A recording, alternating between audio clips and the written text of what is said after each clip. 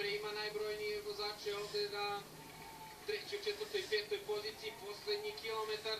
Giacomo Nizzolo je ostao tu, rekao bih, dosta rano sam sa jednim vozačem. Sada Orica prolazi tamo sa te spoljne strane, sada Orica preuzima tu lidersku poziciju.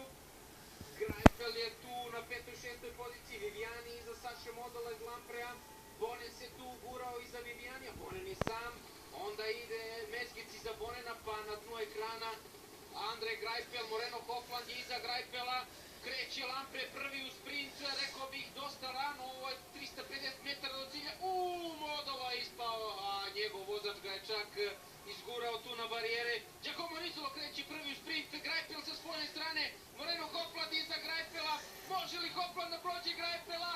Hofland, Viviani, da li Viviani osvaja etapu ili Italija?